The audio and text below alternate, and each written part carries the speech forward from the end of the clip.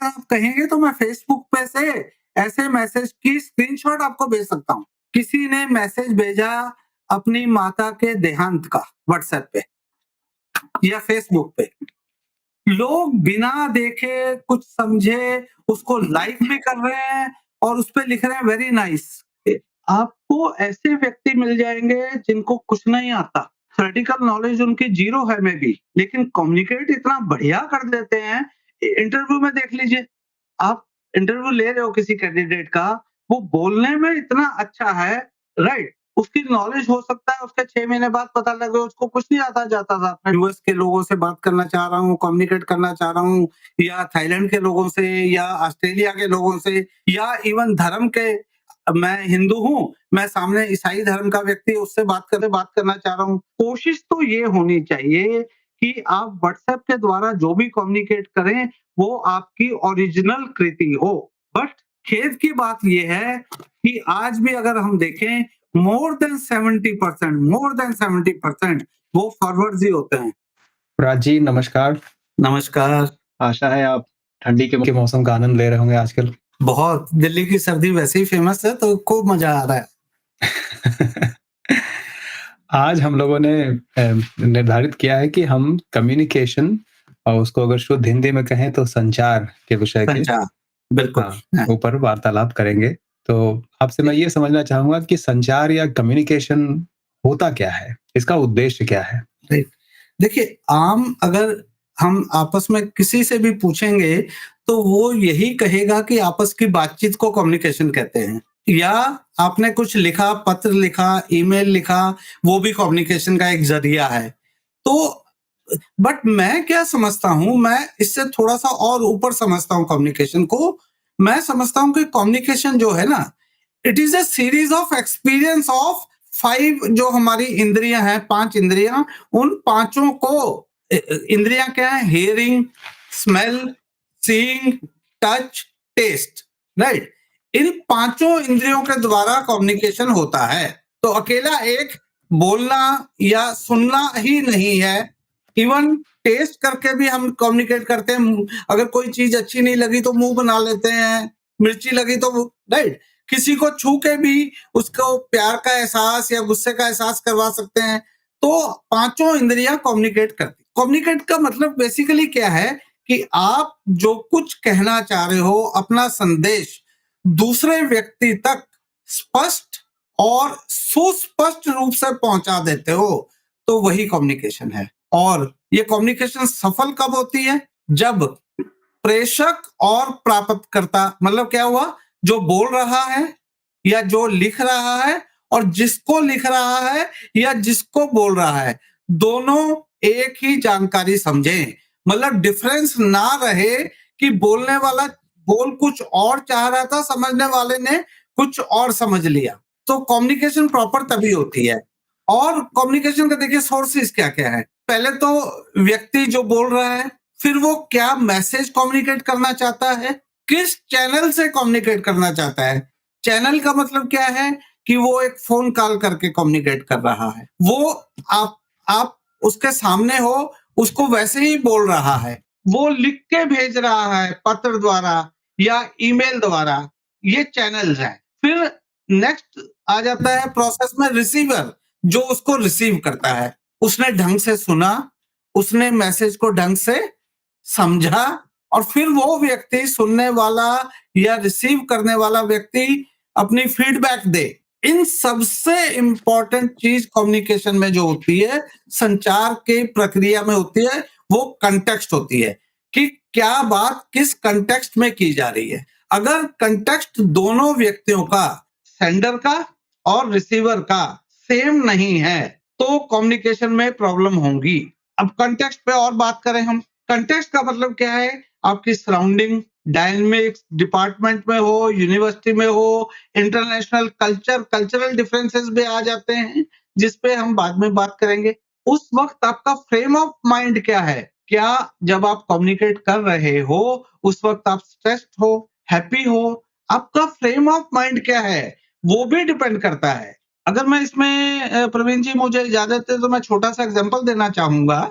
जी sir. मतलब आप कुछ कहना कुछ चाह रहे थे, लेकिन उसने कुछ और समझा, ठीक है ना?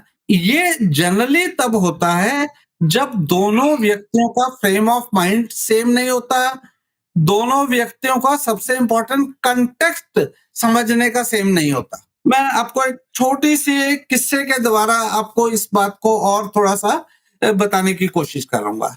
हम 2 कैरेक्टर को पकड़ते हैं।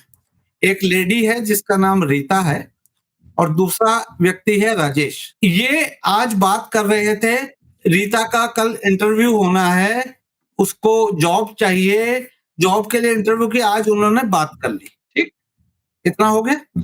अब क्या हुआ, रीता के दाँत में काफ़ी दर्द हुआ, उसको डेंटिस्ट के पास अपॉइंटमेंट उसने लिया और वो डेंटिस्ट के पास जाना चाह रही थी। ये डेंटिस्ट की अपॉइंटमेंट का राजेश को नहीं पता था। तो उनकी कन्वर्सेशन देखिए, रीता कहती है, मैं अंग्रेजी में बोलूँ इसको, कि I am really nervous about tomorrow, I hope it goes well. मतलब कल के बारे वो अपनी डेंटल प्रोसीजर, मतलब उसको लग रहा है कि पेनफुल होता है, उसके बारे में मैं नर्वस हूँ, उसने बोला। राजेश ने समझा कि वो कल की बात, क्योंकि कॉन्टेक्स्ट राजेश के माइंड में अभी भी इंटरव्यू वाला है। राजेश ने बोला, oh don't worry, I you just remember everything whatever you have prepared and you are going to nail it. वो इंटरव्यू के बारे में सोच रहा है, ठीक है? फिर रीता बोलती है, I am not sure about nailing it is the right term और not, I mostly just hope that they don't find any problem. वो दांत के बारे में बोल रही है कि मैं होप कर रही हूँ कि दांत में कोई कैविटी या कोई और सीरियस प्रॉब्लम ना हो। राजेश बोलता है, of course they won't find any problem, they just want to see if you are a good fit, relax, just got the skills. Rajesh बोलता है कि प्रॉब्लम जो है भी, उसको दांत में कीड़ा तो नहीं लगा, सॉरी, राजेश तो इंटरव्यू के बाद कि वो सोचता है कि उसके रिज्यूमे में कोई रेड फ्लैग्स तो नहीं है या रिज्यूमे में एक्सपीरियंस कम तो नहीं है, उसके बारे में चिंतित है वो। रीता बोलती है, well I guess I will know for sure when I get into the chair, right? वो रीता बात कर रही है डेंटिस्ट की चेयर की। राजेश कंफ्यूज हो जाता है कि चेयर, ये चेयर कहाँ से आ गई? तो वो समझता है कि ये इंटरव्यू रूम में जो चेयर है उसकी बात कर रही है। अब वो समझाती है, मेरा डेंटिस्ट और ये सब। तो देखिए, मिसकम्युनिकेशन हो गया। किस वजह से? सिर्फ दोनों का कंटेक्स्ट सेम नहीं, सिर्फ इस वजह से कि कंटेक्स्ट सेम नहीं। तो इफेक्टिव कम्युनिकेशन के लिए हमें फ्रेम ऑफ माइंड, कंटेक्स्ट एक ही रखना चाहिए जनरली। इफेक्टिव कम्युनिकेशन को और अगर हम डीपली जाएं कि इफेक्टिव कम्युनिकेशन क्या है और क्यों, इसका सिंपल सा एक एब्रीविएशन है, KISS, किस, which means keep it short and simple. K, keep it, ISS, short and simple. Effective communicator जो होते हैं, they use the KISS principle. किस का एक एब्रीविएशन का फुल फॉर्म है keep it short and simple, इसी का दूसरा फॉर्म है keep it simple and straight forward. तो ये कम्युनिकेशन। दूसरा क्या है, आपको जब कम्युनिकेट करते हो ये मान के चलना है कि कम जो है वो अक्सर अधिक होता है। गुड कम्युनिकेशन के साथ कम्युनिकेशन इफेक्टिव भी होनी चाहिए। ये नहीं कि अपनी बात को बोलते रहो, दूसरे की सुनो ना। कम रखो, कम ही अधिक होता है। आपने जनरली इफेक्टिव कम्युनिकेशन में किस प्रकार की बाधाएं देखी हैं? देखिए, सबसे तो ऊपर मैंने लिखा है लैंग्वेज। जो लैंग्वेज मैं बोल रहा हूं वो आपको समझ में नहीं आ रही है, वो बैरियर है। इवन आप टॉप पोजीशंस पे, prime minister level, president level, वो एक कंट्री से दूसरे कंट्री में जाते हैं तो लैंग्वेज बैरियर होता है, तो देयरफॉर उनको इंटरप्रेटर साथ में रखने पड़ते हैं। और इंटरप्रेटर ने थोड़ा सा ट्रांसलेशन में गड़बड़ कर दिया तो कम्युनिकेशन का अर्थ का अनर्थ हो सकता है। वो तो हम, everybody can not afford a interpreter. तो लैंग्वेज जो है एक बहुत बड़ा बैरियर है इफेक्टिव कम्युनिकेशन। नॉइस, आप बातचीत कर रहे हैं, पीछे से कुछ आवाजें आ रही हैं, ड्रम बज रहा है, मैरिज फंक्शन चल रहा है और आप बात कर रहे हैं। इवन कई बार तो मैरिज फंक्शन में इतने बड़े-बड़े गाने, मतलब ऊंचे-ऊंचे लगाए जाते हैं, आप फोन कॉल तक नहीं कर सकते। डिस्ट्रैक्शंस हैं, लैक ऑफ इंटरेस्ट है। आपको बोल दिया यार इसको इसके बारे में बता दो, पर आपका इंटरेस्ट ही नहीं है, तो वहां पे इफेक्टिव कम्युनिकेशन नहीं हो पाएगा। डिस्कम्फर्ट, आप डिस्कम्फर्ट फील कर रहे हो कि इफेक्टिव कम्युनिकेशन मुझे कम्युनिकेट करना है but I am not comfortable. That में भी कि आपको उस सब्जेक्ट जिसके बारे में कम्युनिकेट करना उसकी नॉलेज नहीं है, आपको इंफीरियरिटी कॉम्प्लेक्स है कि आप मुझे बोलने में शर्म आएगी, लोग क्या कहेंगे, that sort of thing, discomfort. Distance, ये डिस्टेंस फिजिकल डिस्टेंस में हो सकता है कि आप कहाँ बैठे हैं और दूसरा व्यक्ति कहाँ बैठा है, और दोनों व्यक्तियों के बीच में क्या डिस्टेंस है, मतलब उनमें रिलेशन क्या है, उस पे आ जाता है। टाइम, टू मेनी क्वेश्चंस, एक साथ बहुत सारे क्वेश्चन हो सकता है, हर एक क्वेश्चन का आपको जवाब देना ना पता हो, कुछ क्वेश्चंस को आप स्किप करना चाहेंगे। ये बैरियर्स है कम्युनिकेशन। और इसी तरह इन्हीं बैरियर्स को हम ओवरकम कैसे करते हैं, तो ये मेरी एक दूसरी स्लाइड है कि इफेक्टिव कम्युनिकेशन में जो बैरियर आते हैं उनसे निजात कैसी पाई जाए या उनको ओवरकम कैसे। ये देखिए, एक तो eye contact and visible mouth. आप अगर व्यक्ति सामने बैठा हुआ है उससे बात करना चाह रहे हैं, उसको कुछ कम्युनिकेट करना चाह रहे हो, तो उसको आंख में आंख मिला के, जिसको कहते हैं, बात करनी चाहिए। उसकी आंखों में आई कांटेक्ट रखिए, उसकी आंख। आप मुंह उधर करके रखे हुए, उसने मुंह उधर करके रखा हुआ, आप बोले जा रहे हैं, तो वो इफेक्टिव कम्युनिकेशन नहीं। आपकी बॉडी लैंग्वेज, जेस्चर्स बहुत जरूरी है, राइट? मतलब आपकी बॉडी लैंग्वेज कई बार बता देती है कि आप एक्चुअली क्या कहना चाहते हो या आपका मूड क्या है। एक बंदे को आप बोले जा रहे हो, वो कुछ भी नहीं बोल रहा, ना हूं हाँ भी नहीं कर रहा, समझ आ गया नहीं आ गया या क्वेश्चन भी नहीं पूछ रहा, साइलेंट बैठा हुआ है, तो ये भी नहीं चलता। साइलेंस भी कई बार बोलने वाले को साइलेंस रखना पड़ता है, इन द सेंस कि जितनी बात कहे उतनी कह ले, फिर शांति से दूसरे व्यक्ति की भी सुने। Smiling face, summarising what has been said, कि आपने जो कुछ बोला उसको समराइज करके दोनों व्यक्ति एग्री हो जाएं कि हमने ये कहना चाह रहे थे। हम जैसे हम अगेन फिर से हम पॉलिटिकल लेवल पे अगर बात करें, समराइजिंग का मतलब क्या, जिसको हम बोलते हैं कि जब दो बड़े लीडर्स में बात हो जाती है तो जॉइंट स्टेटमेंट हम बोलते हैं, देते हैं, that is the sort of summary. Encouragement to continue, आप व्यक्ति बोल रहा है, उसको लग रहा है झिझक है, तो सुनने वाला उसको इनकरेज करे। कल्चर को भी एक बैरियर मानते हैं या उसको एक शॉर्ट कमिंग के रूप में देखते हैं, क्योंकि विभिन्न प्रकार की परंपराएं और कल्चर हो सकते हैं, तो उसमें किस तरह से इफेक्टिव कम्युनिकेशन वर्क करता है? यूएस के लोगों से बात करना चाह रहा हूँ, कम्युनिकेट करना चाह रहा हूँ, या थाईलैंड के लोगों से या ऑस्ट्रेलिया के लोगों से, ठीक है, या इवन धर्म के, सपोज मैं एक धर्म में हूँ, मैं सामने वाला दूसरे, मैं हिंदू हूँ, मैं सामने ईसाई धर्म का व्यक्ति, उससे बात करना चाह रहा हूँ, तो ये जो अपब्रिंगिंग है और आपके सांस्कृतिक अंतर है, ये केवल भाषा तक सीमित नहीं है। पहले बात तो ये समझना पड़ता, मतलब they are not limited to only the language, कि आपको मैं हिंदी में बोल रहा हूँ तो आपको नहीं समझ में आ रही है, तो वहीं तक नहीं है। आपके जेस्चर्स, आपकी वहां की रूटीन, वहां का कल्चर, जैसे फॉर एग्जांपल मैं कहूँ सिंपल सा, जापान में जनरली आमने सामने को ग्रीट करते वक्त पहली बार वो बहुत नीचे तक सिर झुका लेते हैं, राइट? यूएस में या यूके में हाथ मिलाते हैं, हाथ आगे बढ़ाते हैं कि आप हैंड शेक करिए, राइट? इंडिया में क्या करते हैं हम लोग? नमस्ते। इंडिया में हम लोग जनरली हाथ जोड़ते हैं, नमस्ते करते हैं, ठीक है? तो ये मतलब कल्चरल डिफरेंसेस आ जाते हैं, और भी हैं, मतलब ऐसा नहीं है कि इतना ही है। तो अगर हम और देखें, जो संस्कृतियां हैं, कल्चर हैं, लोगों को सोचने का, देखने का, सुनने का और दुनिया की व्याख्या करने के तरीके अलग-अलग होते हैं। किसी भी संस्कृति के सदस्य अक्सर अपने व्यवहार को, अपने बिहेवियर को तार्किक मानते हैं। वो मानते हैं कि हमारा जो बिहेवियर है वही सही है, क्योंकि वह बिहेवियर उनके लिए काम करता है। सेम बिहेवियर सामने वाले व्यक्ति के लिए काम ना करे। सो लोग अपने आसपास के कल्चर को, उनकी वैल्यूज को ही एब्सोल्यूट वैल्यू मान लेते हैं कि जो हमारा कल्चर है वही एब्सोल्यूट, बट ऐसा नहीं होता है ना? तो कल्चर के हिसाब से अपने अपने रूल्स होते हैं, अपना बिहेवियर होता है, तो उसमें हमें ये देखना पड़ेगा कल्चर के हिसाब से eye contact, hand shaking, personal space. मैं हर एक के बारे में बताऊंगा पर्सनल स्पेस क्या है।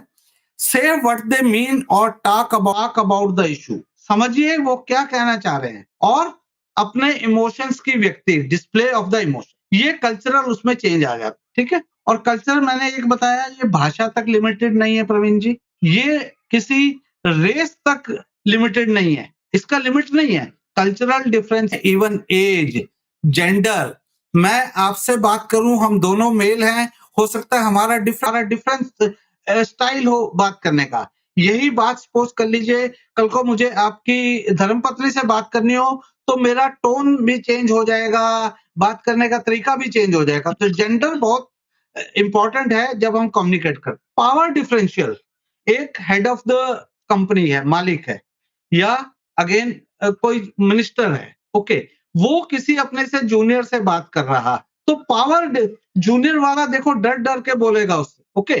तो पावर दोनों की, जो दो व्यक्ति कम्युनिकेट कर रहे हैं, उनका पावर का डिफरेंस जो है, ठीक, उनके ओहदे का जो डिफरेंस है, वो भी डिपेंड करता है, कल्चरल इसमें आ जाता है। सोशल इकोनॉमिक सर्कमस्टेंसेस, उनके एजुकेशन लेवल, आप बहुत पढ़े लिखे हैं, आप एक गंवार से बात कर रहे हैं, या वैसा वर्सा, राइट, या अपने से सेम लेवल, एजुकेशन लेवल के बात कर रहे हैं, उसमें भी बहुत आ जाता है। रिलीजियस बिलीफ, स्पिरिचुअल बिलीफ में बहुत कम्युनिकेशन में डिफरेंस आ जाएगा, राइट।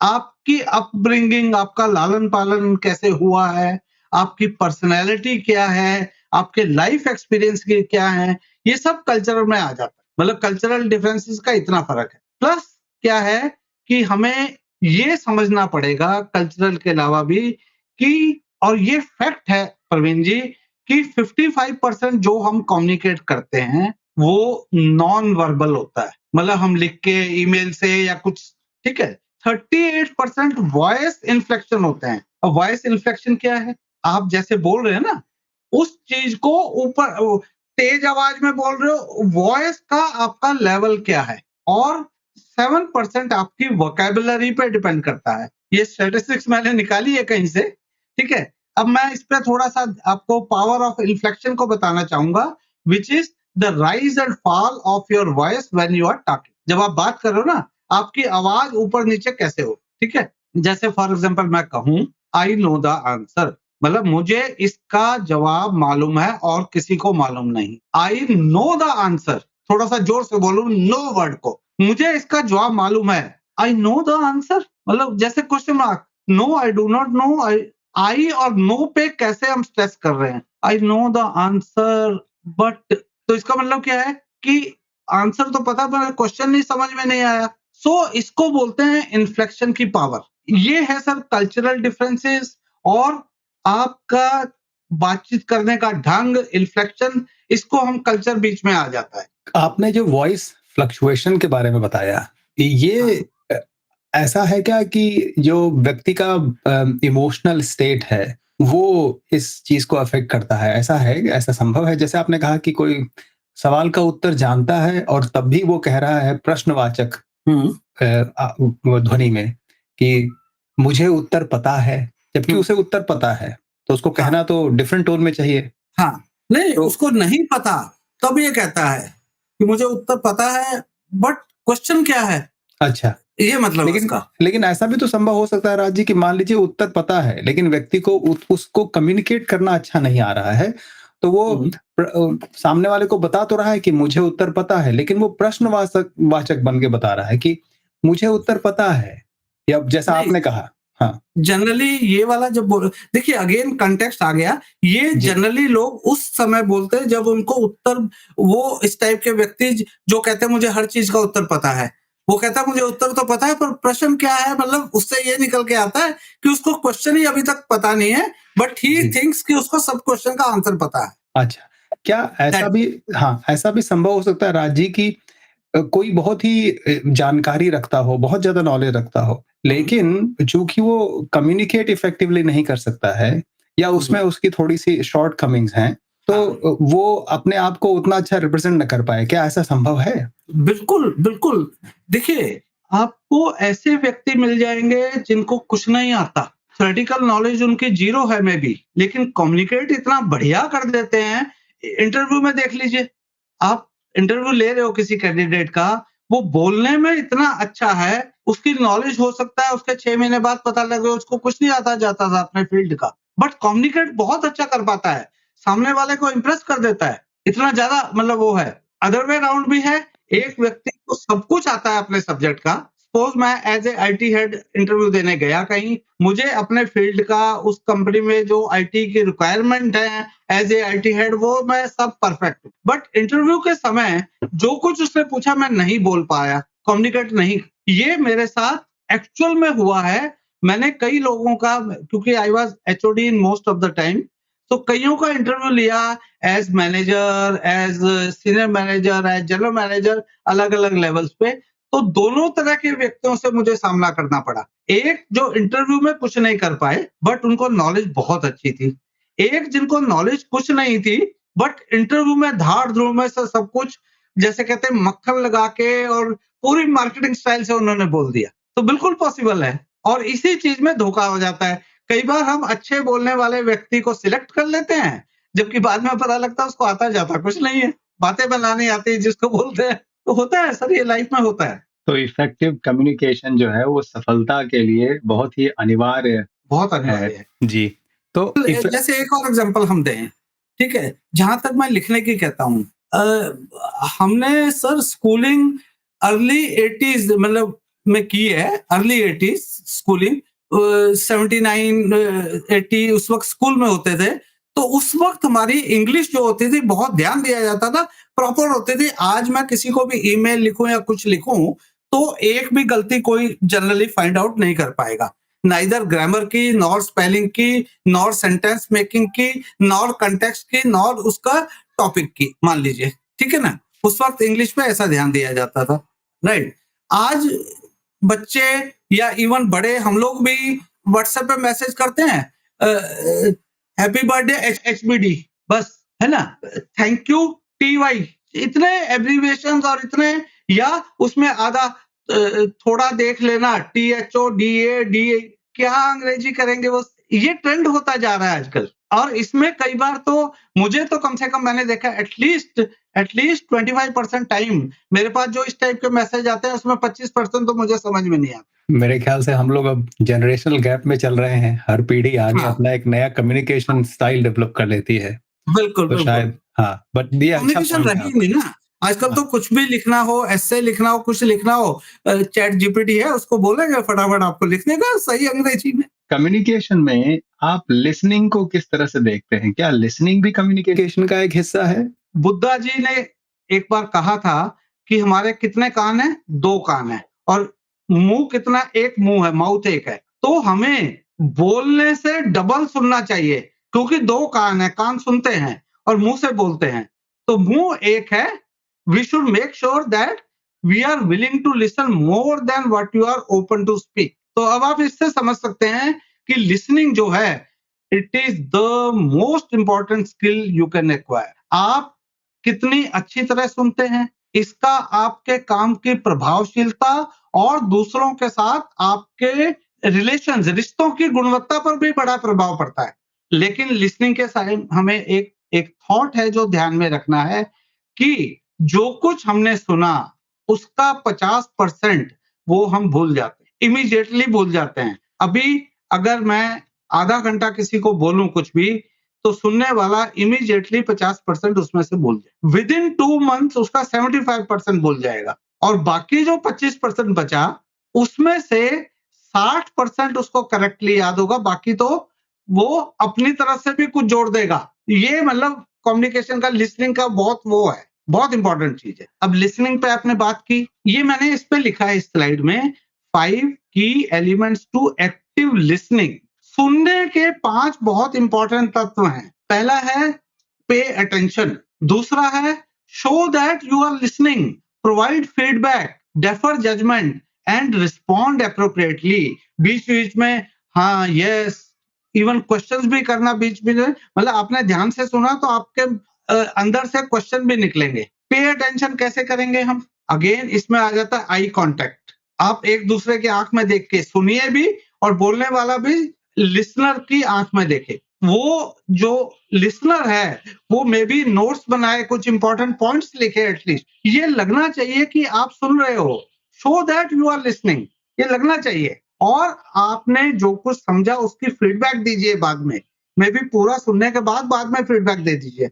जजमेंट को डेफर करो कि आप ये मतलब मान के मत चलो कि बोलने वाला जो भी कर रहा है बकवास कर रहा है या मेरे मतलब का नहीं है। अगर आपको बकवास लगती है या आपके मतलब की नहीं लगती है तो इट इज बेटर आप उस मीटिंग को छोड़ दीजिए। बीच-बीच में रिस्पॉन्ड एप्रोप्रिएटली, मतलब कि आप जैसे मेरे से बात कर रहे हो, बीच में बोलो yes this is a great point, oh but I never thought this would have happened. इस टाइप के कुछ आप रिस्पॉन्ड करो, ठीक है। कोई बड़ी एक्साइटिंग सी चीज बताइए उसके बारे में, oh wow I never thought this would happen. तो अपने जो लिसनर है उसके ये 5 की एलिमेंट्स हैं एक्टिव लिसनिंग। तो आई होप लिसनर का जो पार्ट है इज वेरी इंपॉर्टेंट।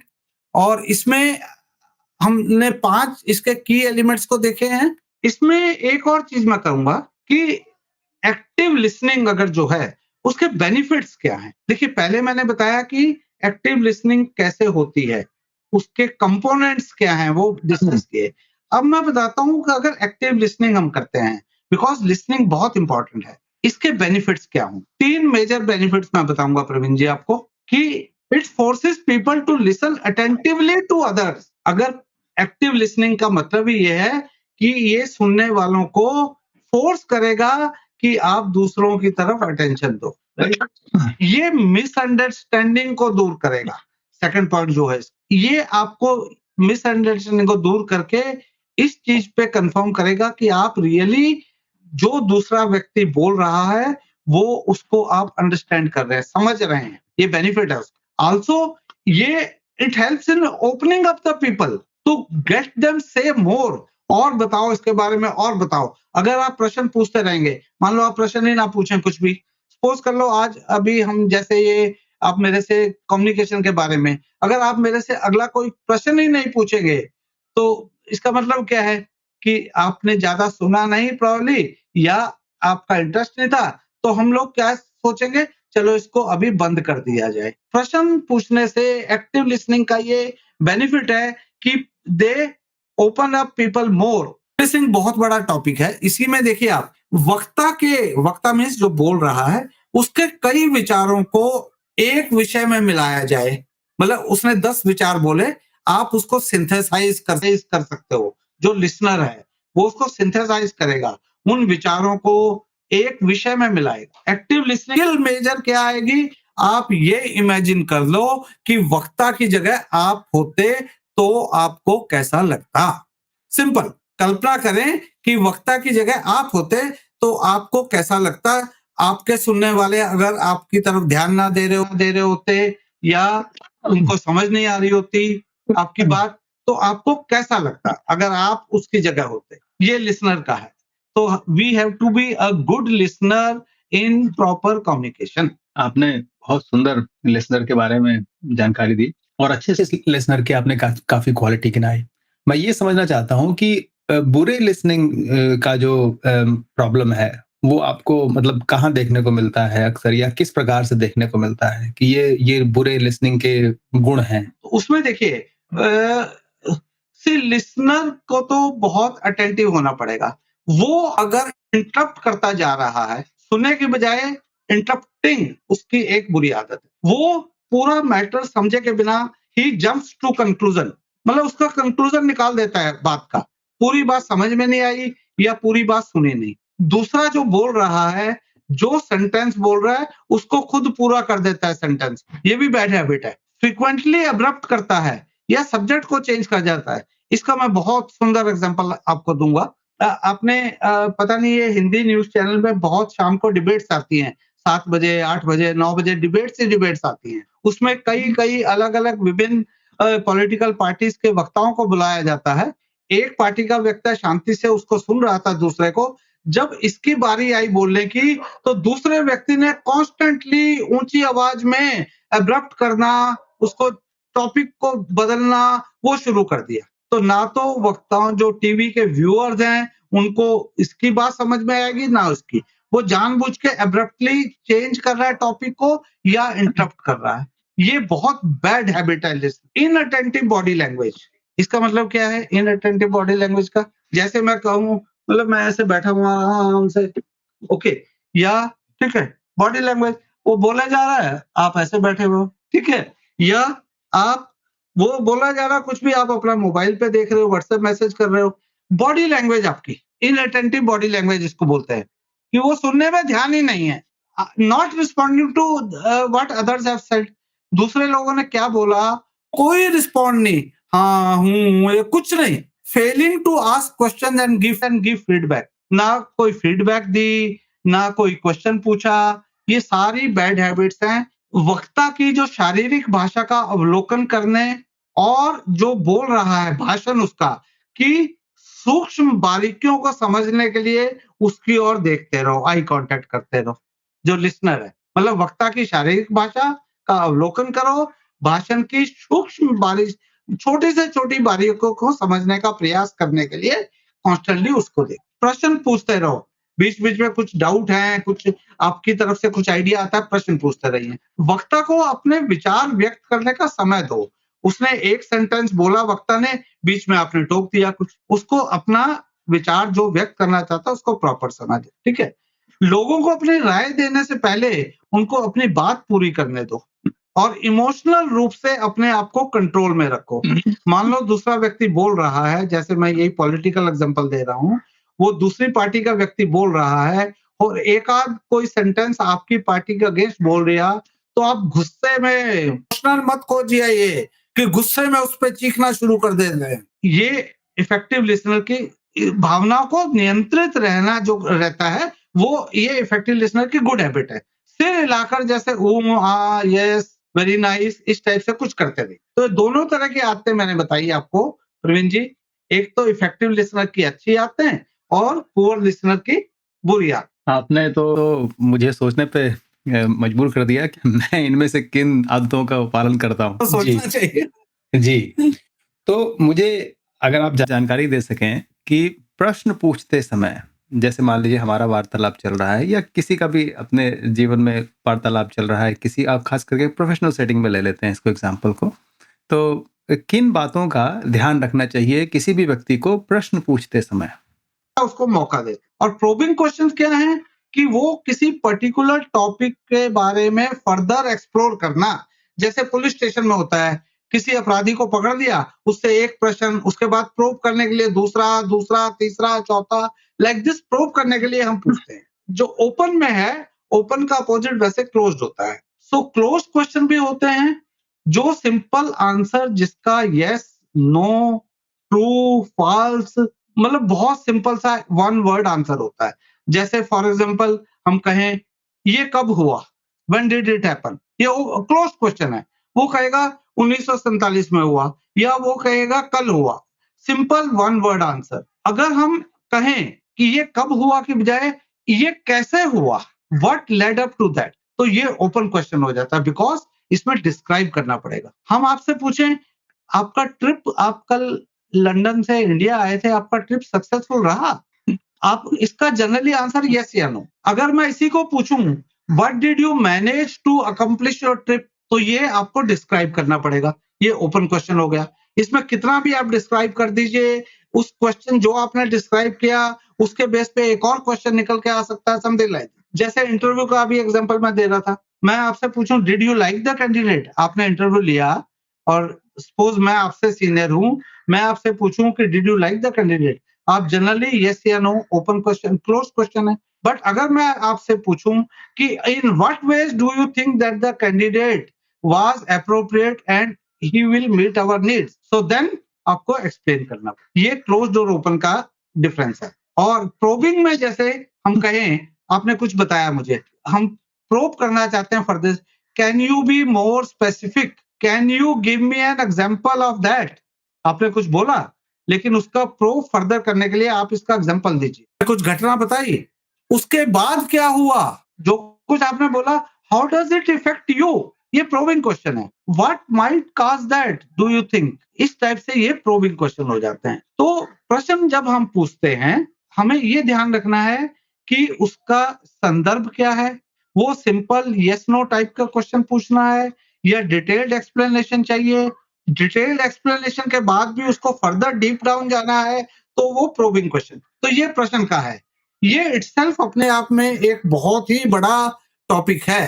तो कभी अगर समय मिला तो आर्ट ऑफ क्वेश्चनिंग पे हम कभी बातचीत करेंगे आपके साथ। बहुत अच्छा लगेगा जब अगर आप इसको थोड़ा सा और हाईलाइट कर सकेंगे भविष्य में मुझे। जी, जी, हाँ, So क्योंकि ये definitely I would like to interact for maybe more than 1 hour on that. Absolutely any time sir, ज़रूर उसको करेंगे हम लोग। हाँ, प्रश्न से आगे बढ़ते हुए मैं थोड़ा-सा समझना चाहूँगा कि आपने जैसे कह लीजिए आज के समय में किन लोगों को देखा है, पर्सनैलिटीज़ की बात कर रहा हूँ, जो लोग आपके मीडिया में आते होंगे या हो सकता है वो सेलिब्रिटीज़ हों किसी कारण से जो भी। तो ऐसे किन लोगों को देखा है जो आपके हिसाब से अच्छा कम्युनिकेशन एस्टैब्लिश करने में सक्षम है, उनके पास अच्छे कम्युनिकेशन की क्वालिटीज़ हैं, तो उनका आप चाहें तो नाम भी ले सकते हैं और या उनकी की क्वालिटीज़ को हाइलाइट कर सकते हैं कि किस व्यक्ति में आप जो है, कौन-सी क्वालिटी को देखते हैं जो ज़्यादा उनकी कम्युनिकेशन के स्टाइल को एक तरीके से मोर एप्रिशिएटिंग बनाता है सबके बीच में? Okay, okay. देखिए थोड़ा-सा टफ क्वेश्चन है, रिकॉल करना पड़ रहा है मुझे, बट क्योंकि कॉमन व्यक्तियों के अच्छे वक्ता हैं, उनके बारे में हम नहीं डिस्कस करना चाहेंगे, वो सबको पता है। तो इसमें मैं जो मुझे मतलब मैं कॉन्स्टेंटली टीवी डिबेट शाम को जैसे मैंने बताया 7 बजे के बाद आती हैं, तो कई चैनल्स पे उनको मैं कॉन्स्टेंटली वॉच करता हूँ। एक रिपब्लिक टीवी चैनल है जिसके बहुत अच्छे प्रवक्ता अर्णव गोस्वामी जी हैं। एक और चैनल में है, उसमें भी बहुत अच्छे प्रवक्ता हैं, अमीश जी, अमीश। तो चलिए अमीश का नाम आपने, ये न्यूज़ 18 चैनल है। अमीश जी 7 बजे एक प्रोग्राम करते हैं डेली डिबेट का। उसमें अलग-अलग पॉलिटिकल पार्टीज़ के प्रवक्ताओं को बुलाते हैं और उनसे करंट मीन्स आज का ही टॉपिक पे वो जनरली बात करते हैं। तो उनको वो मीटिंग कंडक्ट करने का जो उनका ढंग है, बहुत ही बेहतर है। वो देखिए, हर व्यक्ति को लगभग पहली बात तो अगर उन्होंने 5 व्यक्ति बुलाए हैं, तो पाँचों को मोर और लेस बराबर का समय देते हैं। तो इससे ये जज होता है कि पार्शियलिटी तो नहीं कर रहे। किसी भी व्यक्ति का साथ अपना इनपुट वही नहीं देते जो उस व्यक्ति से मैच करता है। ट्रू फैक्ट के साथ चलते हैं। अगर विपक्ष की पार्टी ने भी कोई ट्रू फैक्ट बोला है तो उसके साथ चलेंगे और सत्ता पार्टी के भी किसी पार्टी ने सही बोला तो उसके साथ चलेंगे। दोनों में से किसी ने भी गलत बोला तो उसको वो निगेट करता है। लैंग्वेज उसकी बोलने की ऐसी है जो बड़ी सूदिंग सी है, दर्शक बड़े जल्दी आकर्षित हो जाते हैं। एक तो क्लैरिटी है उनकी वॉइस में, बिल्कुल समझ आ जाती है दर्शकों को, और जो दर्शक स्टूडियो के अंदर होते हैं उनसे भी प्रश्न, उनको भी इन्वॉल्व, इसको बोलते हैं पार्टिसिपेटिव कम्युनिकेट करता है वो किससे, टीवी के दर्शकों से। बट उसके स्टूडियो में भी कई कई विजिटर्स आए होते हैं, बहुत सारे बुला रखे होते हैं, को भी इन्वॉल्व करता है वो। तो मतलब वो ओवरऑल कहा जाए, मतलब आई वाज क्वाइट इम्प्रेस्ड, इसलिए मैंने बताया इनका एक नाम लिया है। हो सकता है आप लोगों को नोन ना हो, बट ये एक काफी अच्छा वक्ता रहे हैं। एक अगेन मैं बिल्कुल मतलब उस लेवल पे बात करता हूँ कि जो हमारे डे टू डे जिनसे इंटरेक्ट होता है, इनको तो मैंने टीवी पे ही सुना, जिनसे हमें आपस में इंटरेक्ट होता है। आपको मैंने पिछली बार भी बताया था, मैं कई स्कूलों के साथ एसोसिएट। तो एक बहुत बड़े स्कूल है DC model school, DC model group of school है, मतलब कई स्कूलों का ग्रुप है। उनके जो ओनर कह लीजिए, वो ओनर अपने आप को मानते नहीं है, बहुत ही डाउन टू द अर्थ व्यक्ति हैं। उनका नाम है भरत भूषण गुप्ता, बीबी गुप्ता लिखते हैं वो शॉर्ट में। वो मैंने देखा है कि बहुत अच्छा कम्युनिकेट करते हैं। भले ही उनको कम्युनिकेट पेरेंट्स से करना हो, भले ही टीचर्स मैनेजमेंट में हो व्यक्ति, भले ही उनको बच्चों से करना हो, भले ही एक फोरम में कुछ आपको समझाने के लिए लेक्चर देना हो, तो मिक्स जनरली वो बोलते हैं, हिंदी प्लस इंग्लिश, नॉलेज बहुत है, तो उनकी बातों से उनकी नॉलेज रिफ्लेक्ट होती है, भाई जो ये बोल रहा है नॉलेज है उनको। तो ये एक इफेक्टिव, मतलब उसमें भले ही वो किसी से भी बात कर रहे हैं, मैंने बताया टीचर से, पेरेंट्स से, स्टूडेंट से, ठीक है। पहली बात तो उनमें बड़ी खासियत है कि जिस भी व्यक्ति से, इवन बच्चे से भी बात कर रहे हैं, वो उसको अपने लेवल पे लाके बात, तो ये बहुत बड़ी, इससे क्या होता है जो लिसनर है या जो सामने वाला व्यक्ति है, वो वैसे इंप्रेस हो जाता है। और एक एग्जांपल मैं दे सकता हूँ, आपको जो आजकल ये क्या कहा जाए कथावाचक होते हैं, कथावाचक है ना? तो इसमें भी कई बहुत सारे आते हैं, कइयों का कुछ समझ नहीं आता है, कोई अपने आप को प्रमोट करना चाहते हैं, राइट? लेकिन कुछ मुझे मतलब इनको मैं बहुत अधिक नहीं सुनता, पर जब भी कुछ सुना है मैंने तो इवन आप कवियों को भी ले लीजिए, चलो कथावाचक को सोचिए, कवियों को ले लीजिए, ठीक है? कुमार विश्वास का नाम आपने सुना होगा। इन्होंने पहले पॉलिटिक्स भी जॉइन किया, बट देखा कि politics is not my cup of T. उन्होंने छोड़ के वापस अपना कवि हैं बहुत अच्छे, तो कविता लिखना और बोलना शुरू कर दिया। मजेदार दर्शक मतलब झूम उठते हैं उनकी बातों से। उनकी कविताओं में एक तो कॉन्टेक्स्ट, आज के संदर्भ में कॉन्टेक्स्ट होता है, टॉपिक होता है कि आज का संदर्भ के रिलेटेड है, और उसको बड़े ही सुंदर ढंग से हिंदी में कविता के रूप में सुनाते हैं। दर्शक जो हैं या सुनने वाले जो हैं कहा जाए मंत्रमुग्ध हो जाते हैं। तो इस टाइप से जो लाइन में आते गए या सुनते गए, एग्जांपल्स तो बहुत हैं। तो मेरे ख्याल इस 3 एग्जांपल से कुछ आइडिया ज़रूर लगा होगा आपको। नहीं, बहुत बहुत आइडिया लगा, और मुझे आपके जो पर्सनल लाइफ में जिनसे आपका इंटरेक्शन है वो बड़ा अच्छा लगा मुझे कि आपने उनके साथ एक गुप्ता जी के बारे में एक बात बोली कि वो लेवल पे जाके बात करते हैं। उस लेवल पे जाके बात। हाँ, तो इसको थोड़ा-सा आप एम्फसाइज़ कर सकते हैं, थोड़ा एलैबोरेट कर सकते हैं कि आम लोग जो है किस तरह से कुछ क्वालिटीज़ अडॉप्ट कर सकते हैं। जैसे मैंने देखा है कि अक्सर लोगों का अपना जो भी स्टेटस बैरियर होगा या अपर लोअर लेवल जो भी लोगों का आपस में एक सिंबोलिज़्म होता है, तो उससे भी कुछ एक कम्युनिकेशन में कॉम्प्लिकेशन आती होंगी। की बात कर लें, राइट? तभी मैं सीनियर पोजीशन में रहा हूँ, उससे पहले की बात करेंगे तो I was also junior position. पिछले 20 साल की कर लेते हैं। तो मैंने भी अपने ऑफिस में अपने से सबऑर्डिनेट्स को, भले ही वो किसी भी लेवल का हो, उसको सेम लेवल पे लाने की कोशिश की है। भले ही वो ऑफिस का मेरे लिए 2 टाइम चाय लेके आता था, उसको हम क्लास 4 एम्प्लॉयी कहते रहे। उसको भी मैं जी कह के ही संबोधित करता था। मतलब अरे चाय ले आ, या इस टाइप की लैंग्वेज नहीं यूज करनी। एब्यूसिव लैंग्वेज तो यूज ही नहीं करनी, कुछ भी हो।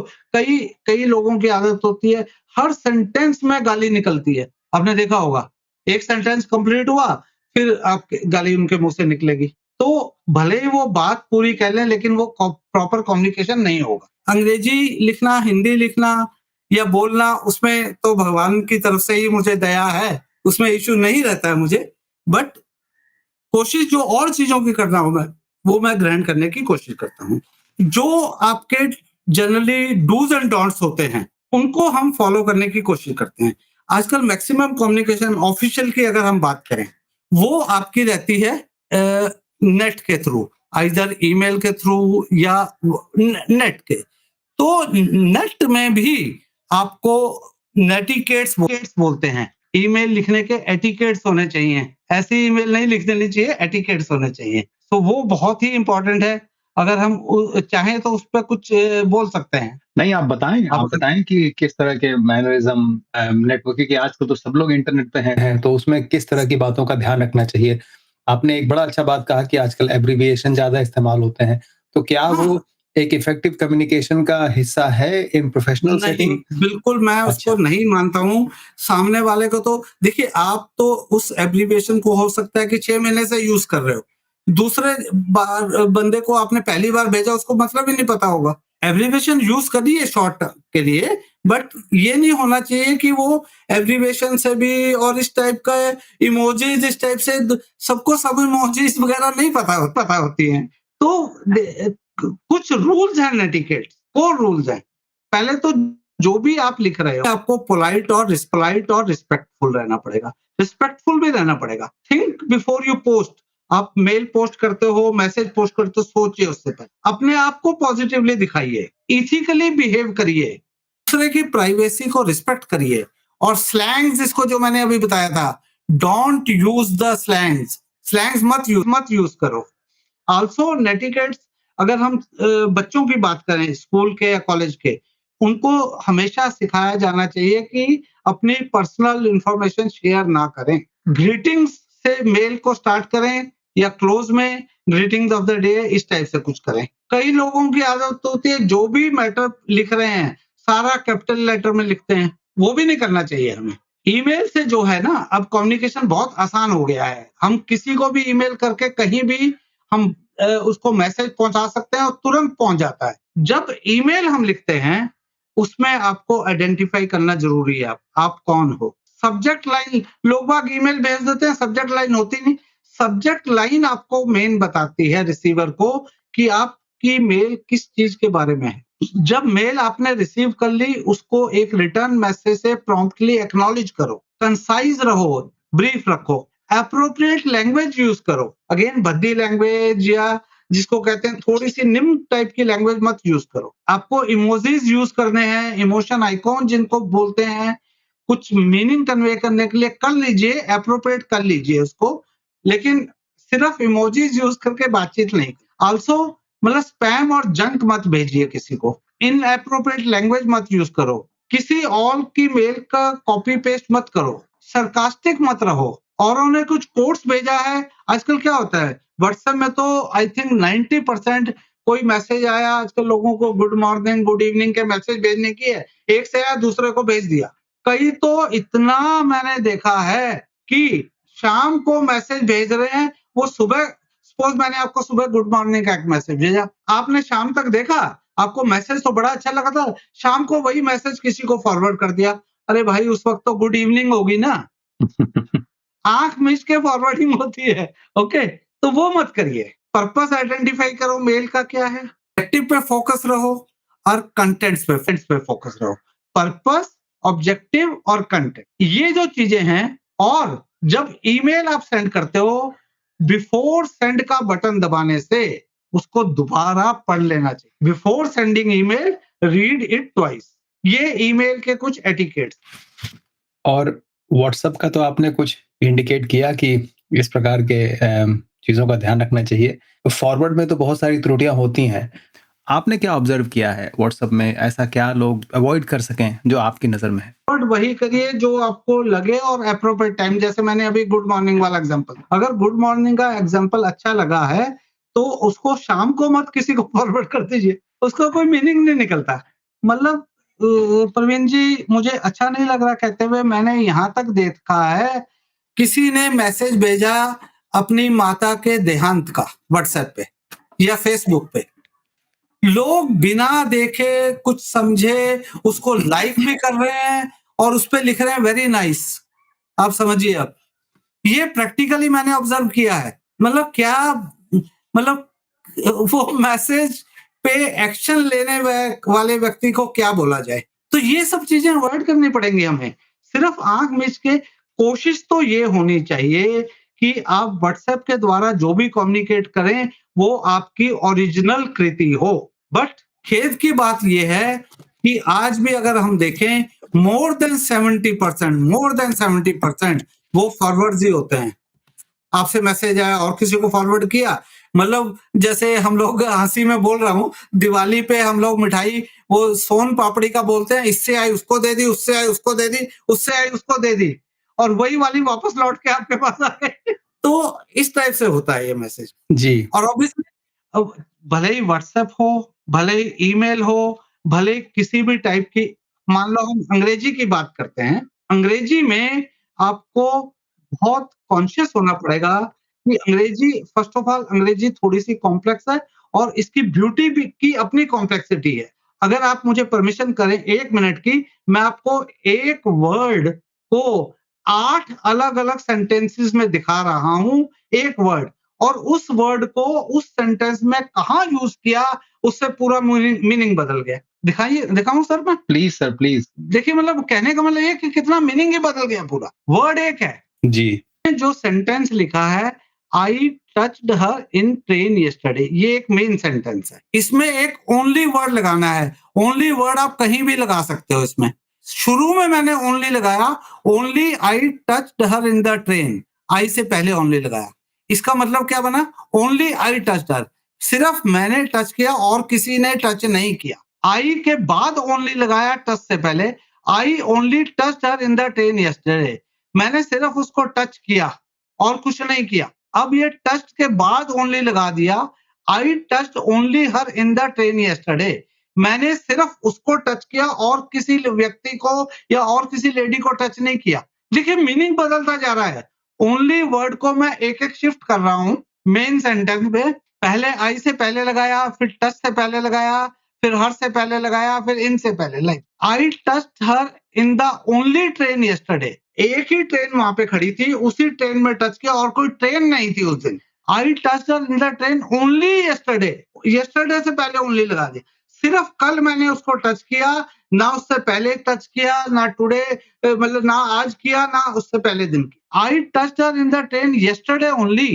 कल मैंने किया, आज करना था, आज की वेट ही नहीं करी। तो कहने का मतलब प्रवीण जी क्या है कि देखिए एक सेंटेंस में ये ओनली वर्ड को एक-एक वर्ड के बाद मैंने शिफ्ट किया तो हर एक का मतलब बदल गया। ये अंग्रेजी की तो लिखते वक्त हमें ध्यान, हम सपोज ये नंबर 4 कहना चाहते थे, बट हमने ओनली यहाँ पे लगा दिया तो मीनिंग ही बदल गया। ये मतलब होता है कि मीनिंग ही बदल जाता है उसका अगर हम प्रॉपर यूज नहीं करेंगे। इंग्लिश में प्रॉपर सेंटेंस लिखना एक बहुत बड़ी जिम्मेदारी का भी काम है, समझने की भी बात है। हम अंधाधुंध लिख देते हैं, मैसेज भेज देते हैं, तो समझने वाला कुछ और समझ। और आजकल हिंदी इंग्लिश मिक्स हो गया है, उसमें तो और भी ज़्यादा इंटरेस्टिंग एस्पेक्ट आ गए हैं। तो पता लगा कि वो शब्द हिंदी का है कि अंग्रेजी का है। हमारे एक मित्र हैं, वो अक्सर मेरे से अंग्रेजी में ही जाता है, हाँ, हाँ, तो वो थोड़ा मेरे से THODA। जी, जी। नहीं तो हमारे एक मित्र हैं, वो इसका काफ़ी अच्छा प्रयोग करते हैं। वो कहते हैं खाना बनाना,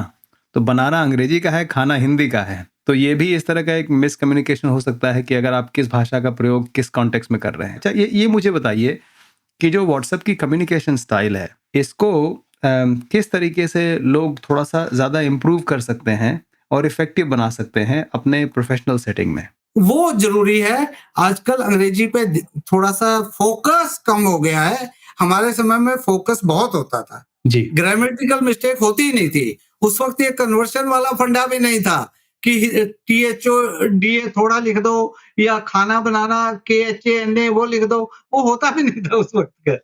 जी, जी। तो ध्यान आपको उन्हीं चीज़ों का रखना पड़ेगा, जो इफेक्टिव कम्युनिकेशन के प्रिंसिपल्स हमने आज डिस्कस किए हैं। They are evergreen principles for WhatsApp, for email और for any other type of communication. Perfect Raj ji. मैंने जितनी चीज़ें आज लर्न की, मुझे लगता है कि बहुत काम की हैं और मुझे इनमें से बहुत सारी चीज़ों को धन्यवाद, समय के धन्यवाद। साथ अपने कार्यों में इनको जो है, इनका जुड़ाव करना पड़ेगा।